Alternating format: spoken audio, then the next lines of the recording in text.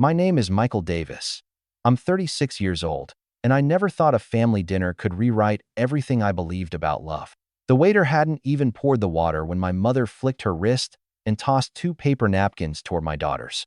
"They can eat when they get home," she said, smiling like it was mercy. Across the table, my sister's girls unwrapped gold-stamped boxes of pasta my mom had pre-ordered just for them. Then came the announcement, a Disneyland trip. Just the four of them. My daughters sat silent, learning their place. I smiled, leaned close, and whispered, "Copy that." What none of them knew was that dinner was just the first move in a reckoning years in the making. Before I continue, tell me where you're watching from. And hit like and subscribe if you've ever been betrayed by your own family. Because what happened that night wasn't just dinner. It was years of quiet favoritism finally boiling over. And when the truth surfaced, it didn't just expose them. It set me free in a way I never expected. I didn't walk out of that dinner because of two napkins. I walked out because they were the final symbol of a lifetime spent being told I was fine with less. Growing up in the Davis house was like living under a spotlight that never once turned my way. The light always followed Melissa. My earliest memory of that imbalance is a birthday party hers. Not mine. Pink streamers, a rented pony, 30 kids running around our backyard while Mom floated through the crowd with a tray of cupcakes like she was hosting the Met Gala. I remember tugging her sleeve and asking if I could ride the pony, too. She smiled without looking down. "Let's save it for the guests, sweetheart." I stood at the fence, watching Melissa circle the yard, her curls bouncing under the sun, the golden child in full bloom. When my birthday rolled around, 2 months later, Mom handed me a store-bought cake still in the plastic container. She said, "I've been so busy with work, honey. You understand." I did. Or at least I thought I did. I swallowed it like I swallowed everything else back then. But it carved deeper than I realized. Dad, Robert Davis, was the only balance in the house. He wasn't loud about his love. But when he looked at me, it was steady, equal. He worked long hours as a financial planner, always coming home smelling like coffee and copier ink. On nights when Mom and Melissa were out at some pageant event or piano recital, he'd heat leftover spaghetti and sit with me at the kitchen counter. "You know," he said once, twirling noodles, "fair doesn't always mean equal, but it should feel that way." At 10, I didn't understand. At 36, I finally did. Melissa was always the star. When she got a B in math, Mom said, "She's creative. Numbers aren't her strength." When I got an A-, she frowned. "You could have gotten an A if you tried harder." When I made the basketball team, she didn't come to a single game. When Melissa sang one song at her school assembly, Mom recorded the entire thing, sent it to every relative within a 100-mile radius. I remember the night I earned a science fair trophy. Dad drove me home, proud smile, saying he'd clear a spot for it on the mantle. By the time we walked in, Melissa was crying on the couch she'd lost a dance competition. Mom didn't even look at my trophy. She said, "Michael, let your sister have a moment, will you?" Dad opened his mouth, then shut it. That was his quiet rebellion. He wouldn't fight her in front of us. But that night, when I went to bed, I found a note on my desk in Dad's handwriting. "I'm proud of you, son." I kept it tucked inside an old baseball glove until it turned yellow with time. Dad passed when I was 26. A heart attack. Sudden. We buried him on a gray November afternoon, the kind where the air smells like cold rain and regret.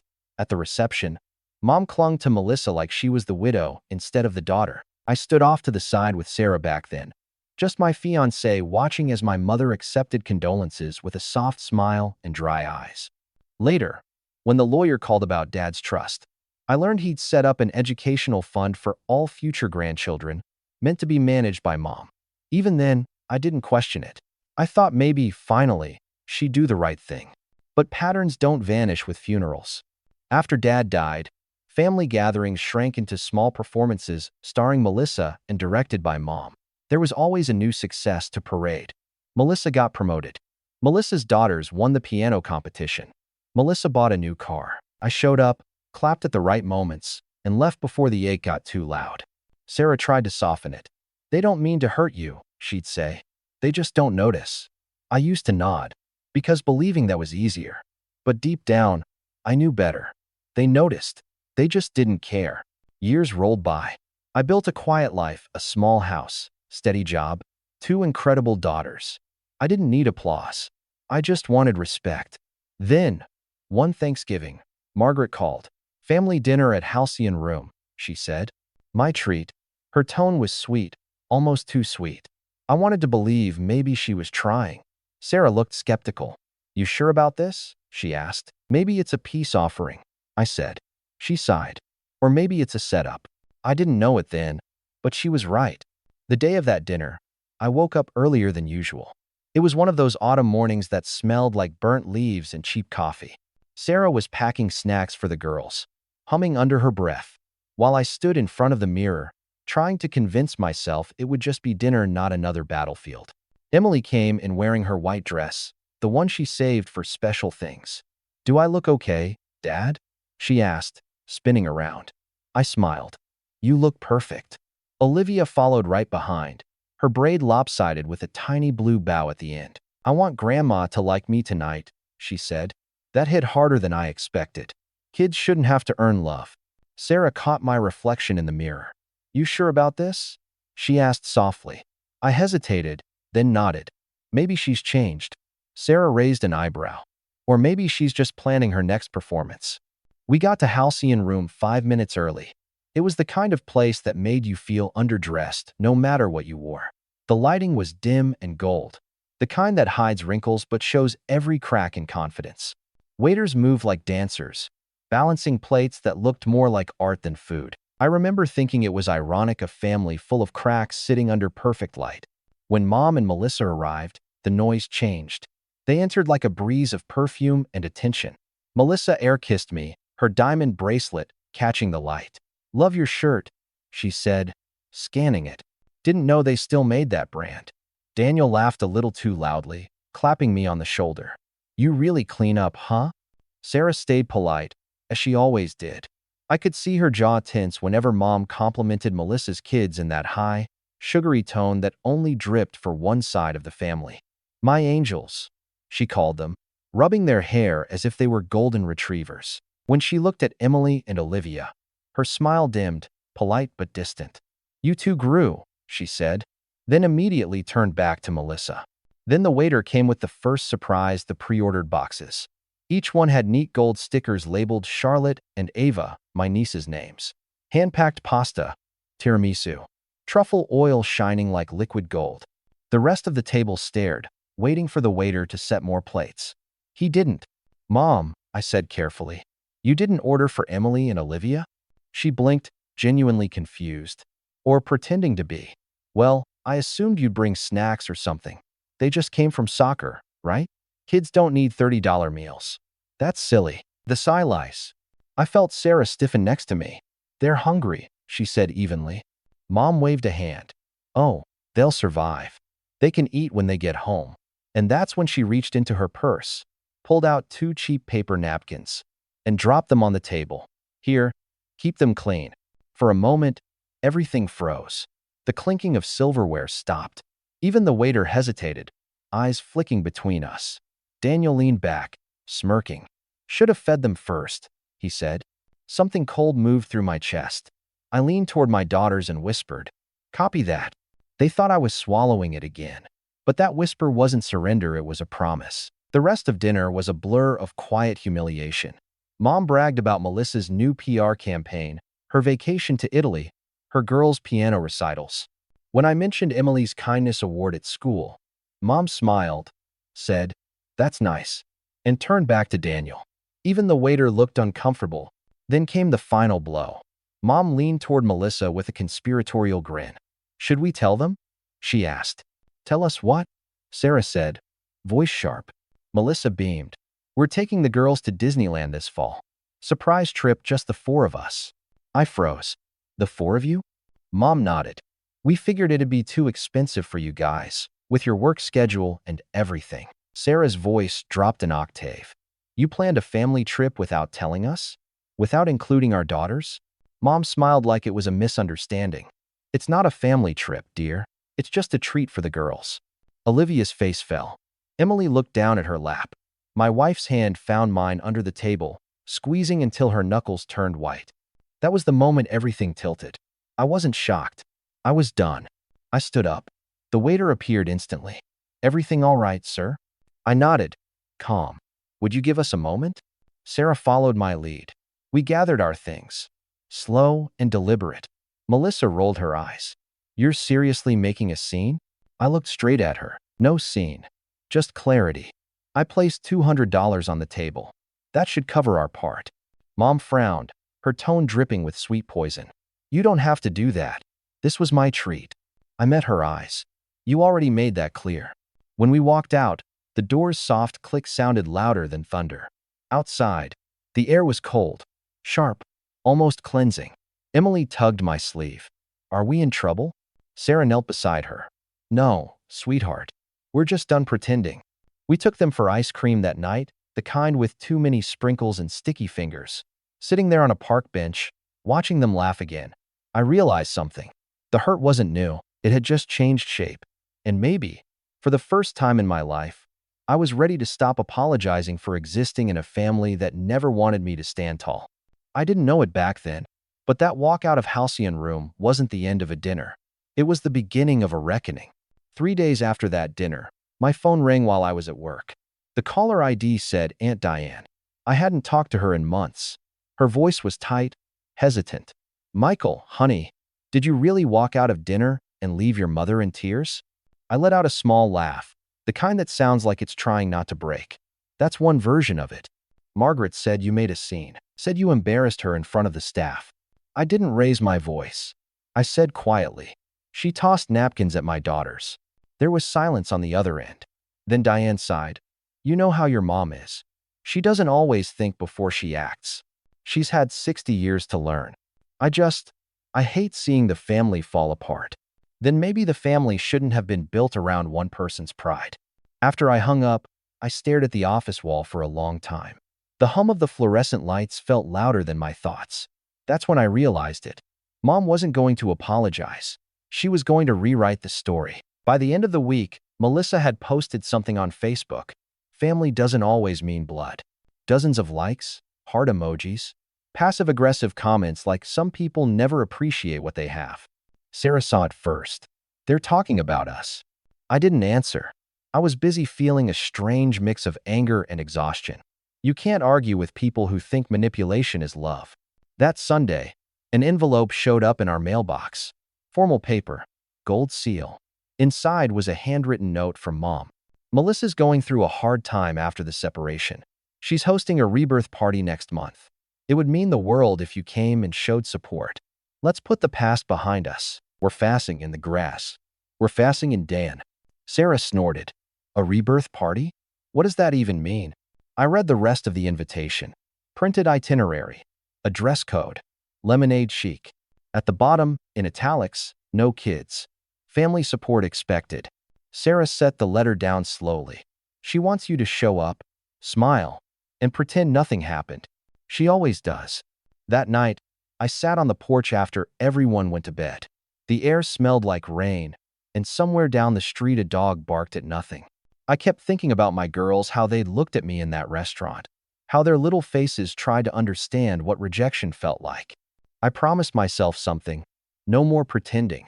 I started small, left the family group chat, deleted the constant stream of "look at Melissa's kids" photos, stopped responding to Mom's daily Bible quotes. It wasn't anger anymore, it was self-preservation. A week later, another envelope arrived. This time, not from Mom, from a law firm. Inside was a letter from Marks & Associates, signed by her attorney, Richard D. Marks, Esquire. "Our client, Mrs. Margaret Davis, disputes the defamatory claims you've made regarding her role as trustee of the Robert Davis Family Trust. Any implication of misconduct will be met with legal action. Should you proceed, we will seek full recovery of legal expenses from trust assets." Sarah read it twice. "She's using your dad's trust money to threaten you?" I nodded. "Looks like it. She's doubling down. She's terrified I won't back off." That was the first night I didn't sleep. Not because I was scared, because I was done being scared. The next morning, I called in sick and spent the entire day at my desk, digging through old documents, emails, and files Dad had left behind. That's when I found Harold Green's number, the financial consultant who helped set up the trust years ago. He picked up on the second ring. "Harold Green speaking. Mr. Green, this is Michael Davis. My father, Robert Davis, set up a family trust through you about 15 years ago. There was a pause. Robert Davis, yes, I remember. A good man. Fair to a fault. Do you still have the trust paperwork? I might. Why? Because I think my mother's been using it like her personal bank account. He went quiet. Then he said, come by my office tomorrow. I'll see what I can find. That was the first time in years I felt something close to power, not anger, not vengeance, just control. For the first time, I was taking the story back. I didn't know it yet, but that single phone call would open every locked door they'd built to keep me out. Harold's office sat on the second floor of a weathered brick building that smelled faintly of dust and paper. When I stepped inside, it felt like walking into a time capsule. Faded ledgers, certificates framed in dark wood, a brass lamp that buzzed softly. Harold himself looked older than I remembered from Dad's funeral. Thinner, paler, but his handshake was still firm. You look like him, he said. Robert, always thinking before you speak. He led me to a cluttered desk, rifled through a cabinet, and pulled out a thick folder labeled The Davis Family Trust. The paper was yellowed, but intact. Your father wanted everything equal, Harold said, flipping pages. Education, medical, milestone development. That was his phrase. He glanced up. But I'm guessing that's not what's happening. Not even close. He sighed, scanning the ledger. Looks like there were early disbursements, 2 payments, $10,000 each, labeled educational enrichment. Recipients, Ava and Charlotte Parker. My chest tightened. Melissa's daughters. Exactly. But there's nothing for Emily or Olivia. He flipped another page, frowning. There's a third payment here, $1,500, labeled travel reimbursement for beneficiary liaison, deposited into an account ending in 4,829. I froze. That's my mother's account. Harold looked up at me, expression grave. That's highly irregular. I left his office with copies of every document he'd give me, and the uneasy certainty that this was bigger than favoritism, it was theft. That night, Sarah and I sat at the kitchen table long after the girls had gone to bed. The only sound was the hum of the fridge. I spread the documents out like puzzle pieces. She used the trust money, I said. Sarah skimmed the pages. This is proof. She'll say it was for the family. She always does. I rubbed my temples. If I take this to court, it'll tear everything apart. Sarah met my eyes. Michael, it's already torn apart. You're just the first one who stopped pretending it's not. The next morning, I called Harold again. If there's a clause about trustee reassignment, can I file for it? There is, he said. Appendix C. It states that if a trustee allocates over 60% of funds to less than half the beneficiaries, the trust can be legally reevaluated. That was the key. The math wasn't even close. A few days later, an email landed in my inbox from Charles Miller, the manager at Halcyon Room. Mr. Davis, one of our servers mentioned the incident during your dinner. We reviewed security footage for training purposes. You might want a copy. Attached was a 30-second clip. My mother flicking her wrist, the napkins sailing through the air. My daughter's small faces looking down, embarrassed, Daniel's smirk. My expression calm, restrained, but burning. It was everything I remembered and worse. Sarah stood behind me, watching. You're not just fighting for fairness anymore, she said. You're fighting for proof. I'm done being gaslit, I said quietly. A week later, Harold called again. You should talk to a financial advisor, someone who can walk you through legal action. He recommended Celeste Kim, a sharp, composed woman who didn't flinch at any of it. Your father's clause gives you standing, she said after scanning the paperwork. We'll file a petition for trustee reassignment. Keep it clean. Keep it factual. What about backlash? I asked. There will be plenty, she said. But it won't matter once the truth's on paper. 2 nights before filing, my phone buzzed again, this time with a message from Dr. Ryan Cole, Emily's old dentist. Hey, I just got a billing inquiry under our W. Davis Trust. There's no record of any procedure. Might be an error? I felt the blood drain from my face. RW. The same initials on one of the withdrawals. RW doesn't stand for my daughter, I said slowly. Ryan paused. Then who? The next day, Celeste traced it through the account logs. RW wasn't Riley Williams or Ryan Walker, like we guessed. It was a code used by an event company renewal weekend Melissa's rebirth party. Sarah stared at the report, jaw tight. She used the trust money to fund her own divorce celebration. Yeah, I said, voice flat, and Mom approved it. The anger that followed wasn't fire, it was ice. Cold, clean, unstoppable. That night, I opened my laptop and drafted the petition. Celeste reviewed it, line by line. Every figure, every clause, every receipt. No insults, no emotion, just facts. When it was done, I read it once more before signing. It ended with one simple line. The petitioner requests removal of Margaret Davis as trustee due to breach of fiduciary duty and unequal disbursement. As I clicked send, Sarah stood behind me, her hand on my shoulder. You ready for the fallout? I nodded. They wanted to play family politics. I'm giving them math. Outside, it started to snow, quiet, soft, inevitable. I didn't know it then, but that petition was the first domino. And when it fell, everything they'd built on lies and favoritism would come crashing down. The courthouse wasn't grand, just a squat brick building between a library and a coffee shop, but stepping through its glass doors that morning felt heavier than anything I'd done in my life. It was January, the air brittle and clean, snow melting into dirty water on the steps. I wore my father's old watch under my cuff, the same one he used to check whenever Mom was running late to family dinners she pretended to host for appearances. Sarah squeezed my hand before I walked in. You good? She asked. Good enough, I said.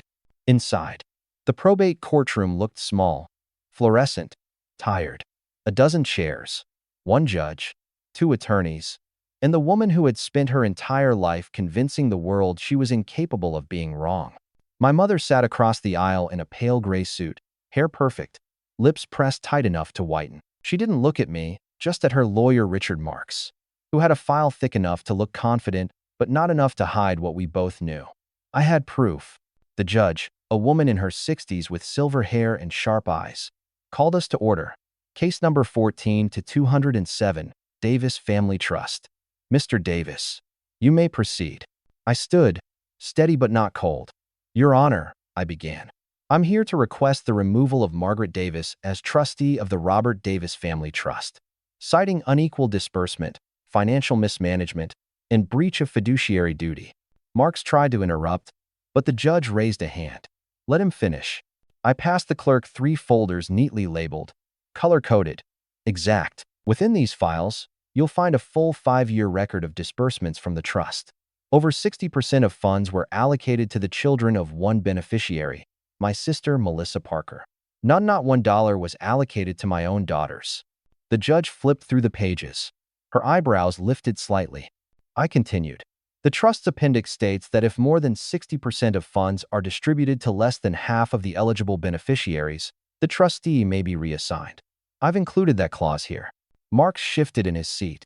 Your Honor, my client acted within her discretion, responding to demonstrated need. I cut in, polite but sharp. Would that need include funding a renewal weekend party under the Code RW? The courtroom fell silent. The judge looked up. Explain. I handed her a page, a bank log from the trust. $2,400, withdrawn under the label Dental Procedure RW. Dr. Ryan Cole, Emily's dentist, has submitted an affidavit confirming no such procedure took place. RW was an event code used by the vendor for Melissa Parker's divorce celebration. Mark sputtered. That's unverified hearsay. Actually, I said, it's backed by a billing statement and a vendor invoice addressed to Melissa Parker events, signed by my mother. The judge's pen paused. She stared at my mother. Mrs. Davis, is this accurate? My mother straightened her shoulders. I was told it was for wellness. My daughter was recovering from a difficult time. And you didn't think to offer the same opportunity to your other grandchildren? Her voice cracked just slightly. They didn't need it. That sentence hung in the air like frost. Celeste Kim, sitting behind me, stood to add, Your Honor, we also have evidence of a $1,500 travel reimbursement deposited directly into Mrs. Davis's personal checking account, with no documentation of related expenses. Marks rubbed his forehead. Your Honor, these are clerical misinterpretations. The judge cut him off. Mr. Marks, your math isn't helping you. She turned to me. Mr. Davis, Do you have additional testimony? Yes.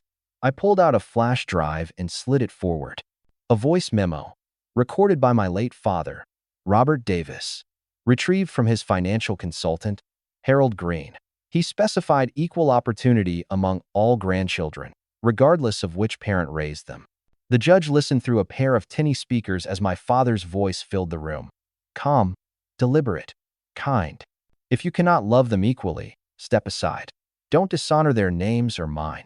When the clip ended, no one spoke for several seconds. The only sound was the buzz of the old ceiling vent. Then the judge closed the folder and looked at my mother. Mrs. Davis, you've had ample time to explain, and I've reviewed this evidence thoroughly. It speaks for itself. Mark started to protest, but she raised a hand. I am granting the petition. Effective immediately, Margaret Davis is removed as trustee of the Robert Davis Family Trust. The court will appoint a neutral fiduciary to manage remaining disbursements.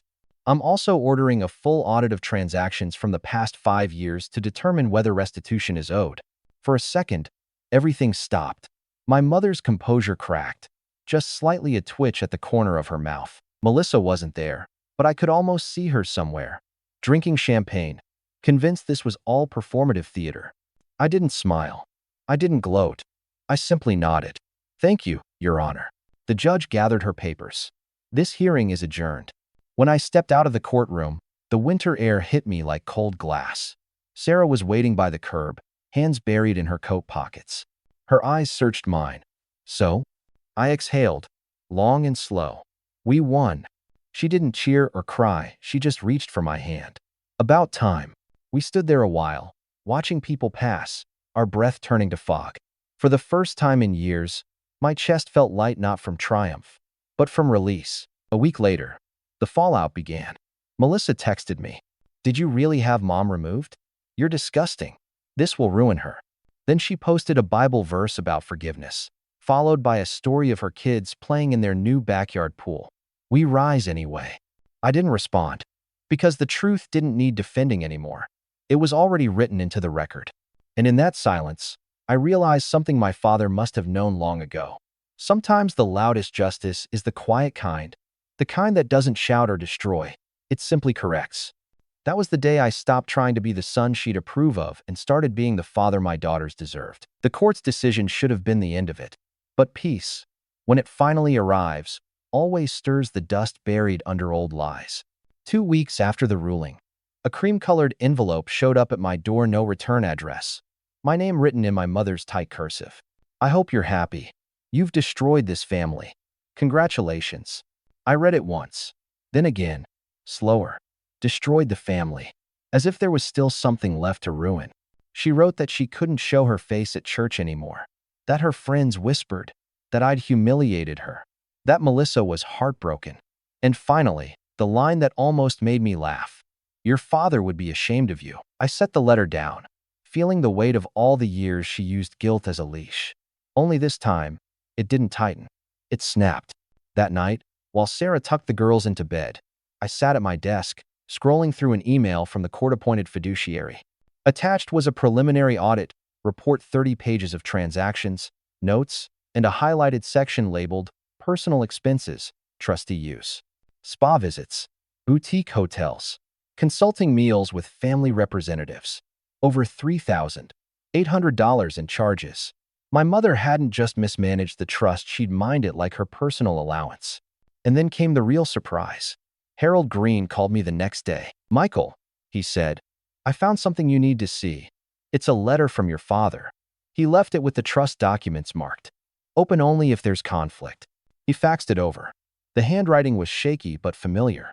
If you're reading this, something went wrong, and I'm not surprised. Margaret, you've always believed love is something to be distributed like wealth. It isn't. If you cannot treat both children and their families equally, step aside. Don't dishonor what I built. I stared at that last sentence until the words blurred. It wasn't anger anymore, it was closure. That night, I printed the letter and placed it in a plain envelope. No note, no signature. I mailed it to my mother's address. Not as a threat, not as revenge, but as a mirror. She'd spent her life rewriting stories. This time, I'd given her one she couldn't edit. And as the mail truck drove off under the gray sky, I realized something. Revenge didn't always need fire. Sometimes it was quieter, colder, just truth delivered, signed, and sealed. If you've ever been the quiet one in your family, the one who bit your tongue just to keep the peace, don't. The moment you stop chasing their version of love, you start finding your own. My name is Michael Davis, and I learned that truth cuts cleaner than anger ever could. My daughters will grow up knowing love doesn't have conditions, and respect isn't earned, it's mutual. If you've ever felt like the outsider in your own family, subscribe, because this story isn't over, and neither is yours.